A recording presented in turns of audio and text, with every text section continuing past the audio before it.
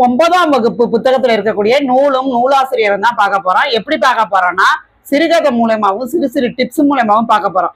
இது யாராருக்கு பயன்படும் அப்படின்னா டிஎன்பிஎஸ்சி, டிஆர்பி, நெட்டு, ஸ்லெட்டு, அப்புறம் சிபிஎஸ்இ பள்ளி மாணவர்களுக்கு பயன்படும். எப்படி கேட்பாங்க அப்படின்னா சிபிஎஸ்இ பள்ளி மாணவர்களை பொறுத்த வரைக்கும் ஒரு பேராகிராஃப் பாட்டுல இருந்து கொடுத்துட்டு அதோட ஆசிரியர் யாரு, நூல் பெயர் என்ன அப்படிலாம் கேட்கிறாங்க.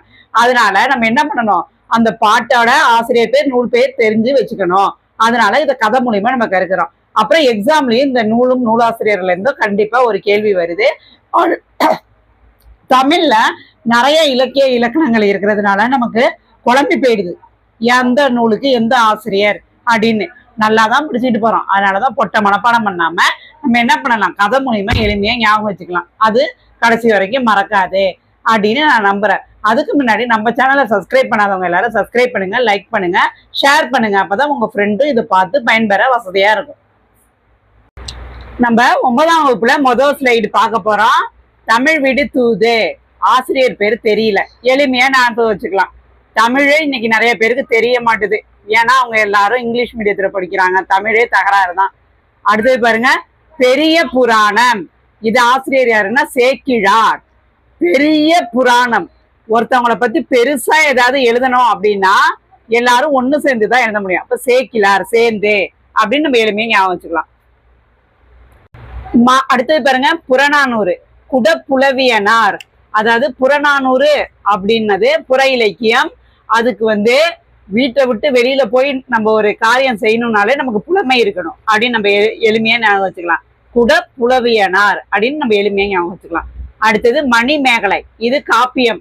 மணிமேகலை அந்த பொண்ணுக்கு தலை ஃபுல்லா சீலா இருக்கான் அப்படின்னு ஞாபகம் வச்சுக்கோ.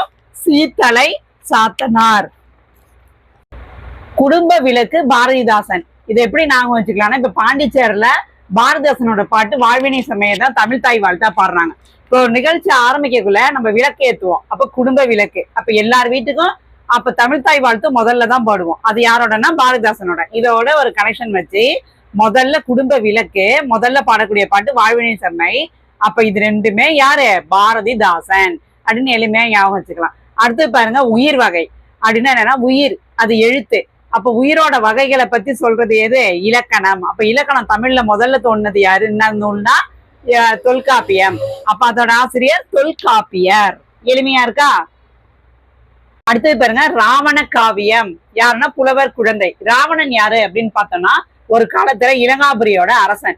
அப்படிப்பட்ட அவனை புகழ்ந்து அவனோட புலமைய பாடுறாங்க. யாருன்னா ஒரு புலவர். அந்த புலவர் மிகச்சிறிய குழந்தை அப்படின்னு நம்ம ஞாபகம் வச்சுக்கிட்டோம் அப்படின்னா புலவர் குழந்தை. எளிமையா மறக்கவே வேணாம். அடுத்தது பாருங்க, சீவக சிந்தாமணி.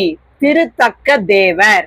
சிந்தாமணி அப்படின்ற ஒரு பையன் பொண்ணும் தேவரும் ஒரு பையனும் ஒன்னா ஒரு ஃப்ரெண்டா இருக்காங்க அப்படின்னு நம்ம எளிமையா ஞாபகம் வச்சுட்டோம்னா மறக்காது.